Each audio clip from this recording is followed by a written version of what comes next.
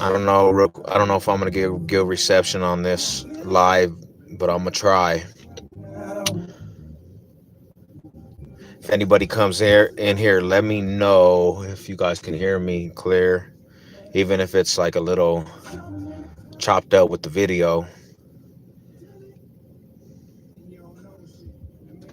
Oh, maybe I am getting reception. I don't know. So the game yesterday, the Broncos play against Kansas City Chiefs, and they played absolutely great. Played absolutely great in that game. Um, Something that I've been wanting to see this whole season from the Broncos: play with heart. You know, play to come to compete. You're down 27-0 in that game. What up? What up? What up? Oh, cool, cool, cool, cool. I didn't know if the reception was going to come in. So check it out, man. The Broncos played with their hearts yesterday, man. 27-0. The defense comes up with two clutch turnovers, interceptions by Joel, and they come back and they could actually get back in that game. Um, but it was just a little too much, you know what I'm saying? So I got up. Check this out. I got up today and I come to work and everything, man. And I got a brand new truck, a brand new Chrysler Aspen, and it got a little system in it, bro. I have, you know. So I got a CD from one of my partners, the Math Fanatic, Bronco Gang. You know, he does Bronco music from Connecticut. He's not from Denver. He's from Connecticut, but he actually spits, you know, and he got a song probably for every team out there, diss track. And he's good at what he does. What's good with him, man? You know what it is. Mile High Salute, Strictly, Shy, Daryl. What's good with all the riders, man? So I finally got to put the CD in the CD player and basically listen to this CD, the Math Fanatic. And the CD is actually pretty decent. He's getting off on it, man. And when I'm listening to this CD, right, I start going back down memory lane because this CD was the Peyton Manning era. This CD covered the Peyton Manning era, homie. And this CD brought up a lot of emotions and a lot of memories from the era of Peyton Manning. And the reason why it brought up so much emotion is because he goes into detail about every season that Peyton Manning was here and the emotional roller coaster of a Bronco fan at that time. We get Peyton Manning. Peyton Manning gets us to postseason, and just him coming up short in the postseason to Flacco, and then losing in the Super Bowl, and then losing to Andrew Luck.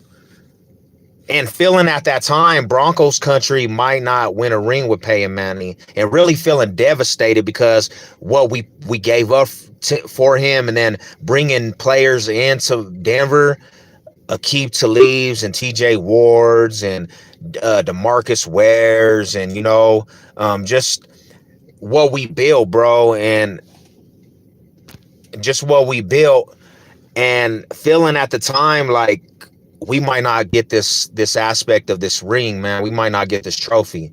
And then the last year, how the defense came alive, it just made you feel confident. It didn't matter what the score was in them games. The Broncos were going to win them games. Regardless if they were down in the games, regardless of what was going on, you knew the magic was there. Mile High magic was there, man. You knew it. 2015, it didn't matter what the score was, bro.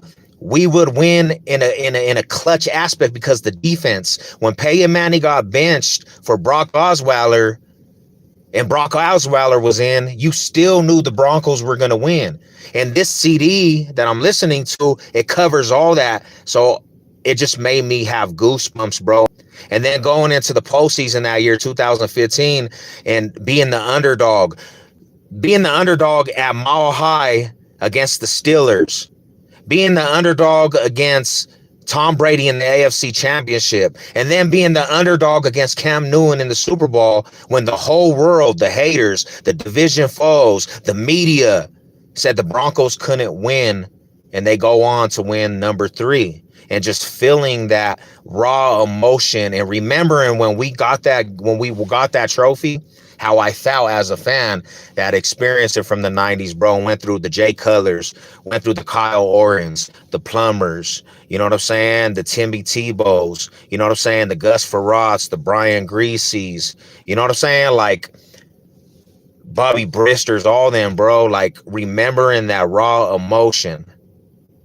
And then listening to this CD today, because I finally got to bump it, that all that emotion was brought back and all them memories were brought back as a Bronco fan.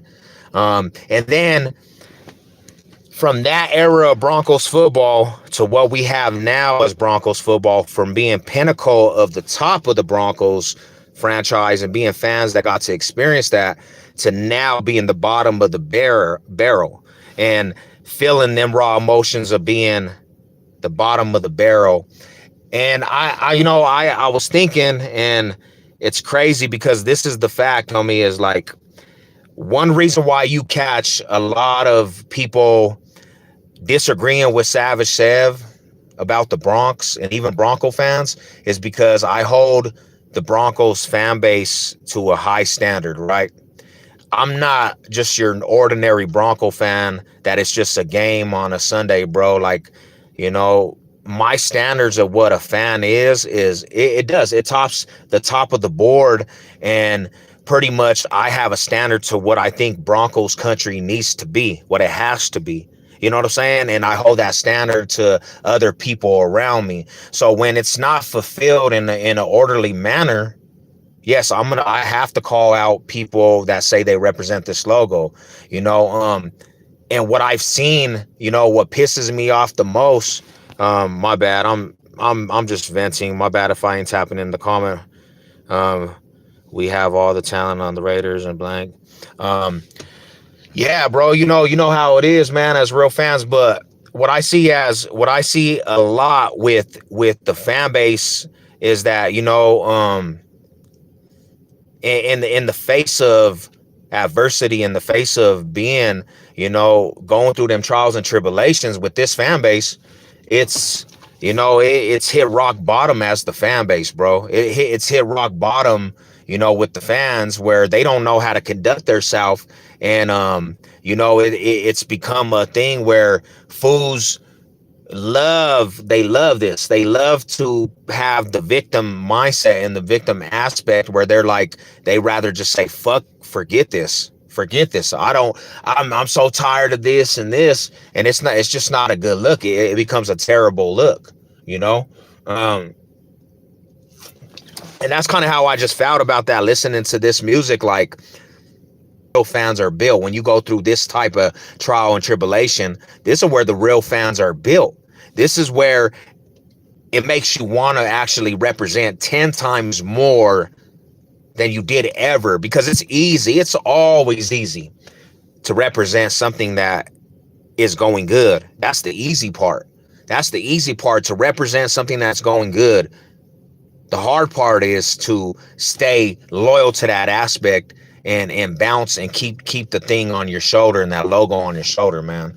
You know, all I can say from my Broncos family, man, you know, all I can say from my Broncos family is that, you know, you gotta understand, man, that Broncos franchise and the Broncos organization, they are known to bounce back from different aspect. This has been the worst era of Broncos football ever since I've been a fan, and I became a fan in 1989. You know, and this has been probably the worst part of Broncos country, is going through this situation. You know what I'm saying? because it's really a rebuild all the way around. You know what I'm saying? It's a rebuild all the way around, and you have to figure out what you're going to do with these higher ups. It's not just one thing. It's not just one thing with Broncos country right now. It's many different things, bro. It's not, I don't even believe, see, and that's the thing about it, is because you see the aspect of what Wilson did yesterday, right? So the thing about it is you see the aspect of what Wilson did yesterday, and you can't just blame the aspect on Wilson. You got to blame a lot of things around Russell Wilson. Yeah, there's a lot of teams that think they're going to win a Super Bowl every year, bro, and don't live up to the hype. You know, there's a lot of teams, like we had every aspect of the AFC West thinking they were going to win a Super Bowl, and probably nobody in the AFC West is going to win a Super Bowl. You know, Cowboy fans right now probably think they're going to win a Super Bowl, but fact of the matter, they're probably not going to win a Super Bowl. So that's a lot of fans. It's not just Bronco fans. You know what I'm saying? Kansas City Chief fans probably think they're going to win a Super Bowl and probably are not going to win a Super Bowl. You know what I'm saying? It takes a lot of things for a team to win a Super Bowl. It takes a lot of luck at times for teams to win a Super Bowl. So we can say that about all 32 teams, fan bases. You know what I'm saying? The Chiefs are known chokers at this point. They won one ring in the whole era of that since they've been good. So you have to consider them chokers. Yes, regular season success, but you got Patty Mahomes, and you only won one ring in that era of football.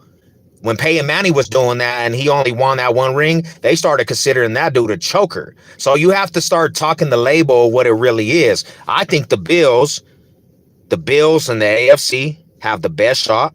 They're balling out. They're beasting out. And then on the other side, it could be the Niners. It could be, and you got these all-star teams with the Cowboys that had rosters, and you know, in this era of football, it would be the Eagles have won 2 championships. You know, so it's just, the thing about it is, man, the process, you have to let the process play out the way it's supposed to be. And a lot of people think they know what's best for the aspect of football and their teams. But a lot of people we're just fans, you know. A lot of these analysts don't even know what's going on with these teams. A lot of analysts say this one day, and then the next day they say something totally different. That's why you have a team that gets overhyped, and then in 5.2 seconds, when they're not doing what the analysts say, now, you know, they're falling apart. It's crazy how fast tunes change in the NFL. It's mad crazy how fast tunes change in the NFL. Remember, before the season, the whole AFC West was supposed to be this juggernaut division. And what happened to the AFC West? Every team in the AFC West did not live up to the expectations that we were supposed to live up in the AFC West. Thought on OG Bear, where he'll go. You know what? My big thought is he was going to go to the Cowboys. That was my big thought. But somebody that needs more firepower, I see them picking him up that's going to try to get in the postseason and go deep. So I think somebody's going to pick him up that's already going to the playoffs to go deep, bro. Honestly. Yeah, because they will do that shit. They will do that. That's how the Chiefs are. They will pick up just to try to get more firepower. So that's another thing is too. If it doesn't succeed, then it's just another slap in the face of the Chiefs, because they pick up these players and they stay above the water with firepower. That's what I was thinking. The 49ers, my homie, that's what I was thinking, honestly.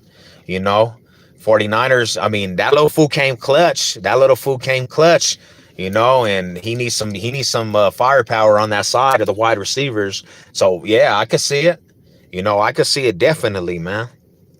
I could definitely see that. You know,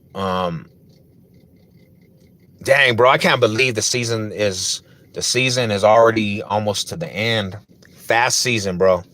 You know, for Broncos country and everybody that's not doing too well, you know, it's more of a breath of fresh air, bro. you know. Um, this year, injuries, Jimmy and Debo. Yeah, that sucks, bro. And they got a squad that could compete, man. They got a squad that still, still is keeping them in games, winning. They dominated the Buccaneers yesterday, man.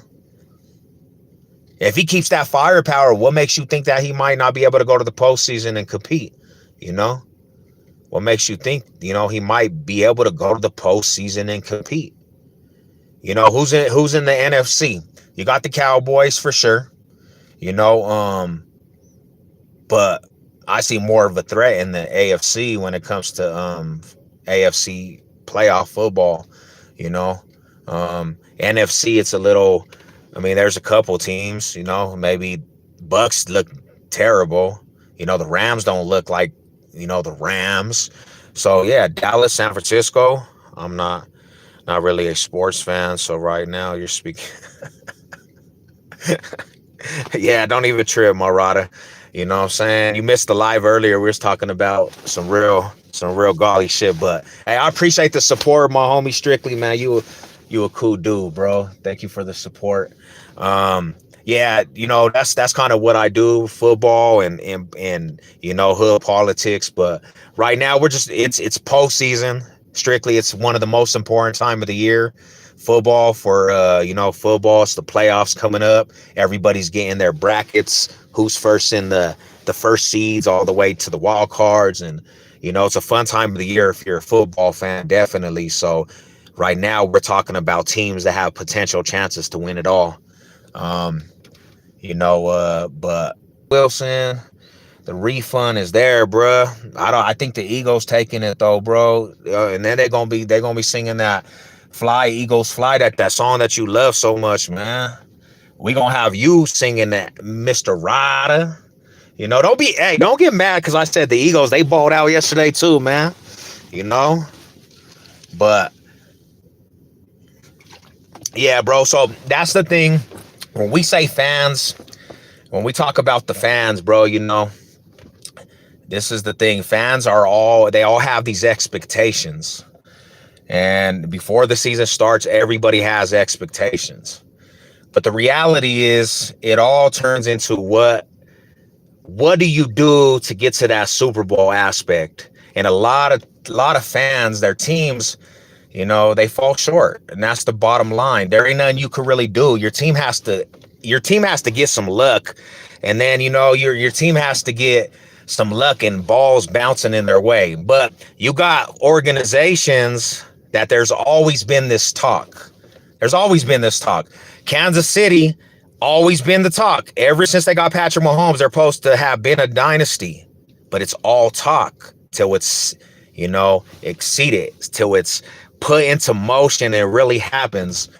It's just all talk. People can get overhyped during the regular season, but nobody really cares about the regular season. You have to produce when it's the most important game. And we could say the NFC Championship is one of the most important games, and the AFC Championship is one of the most important games. But if you don't succeed, then you really don't have bragging rights for that season, because all that other stuff, it's not really important, you won't have a chance to play this. Yeah. And I feel the same way about the Cowboys, because it ain't never came true.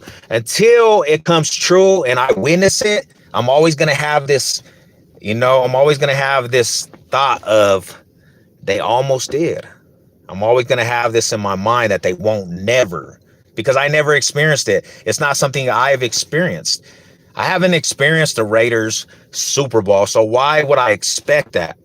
Why would I expect anything else that hasn't been presented?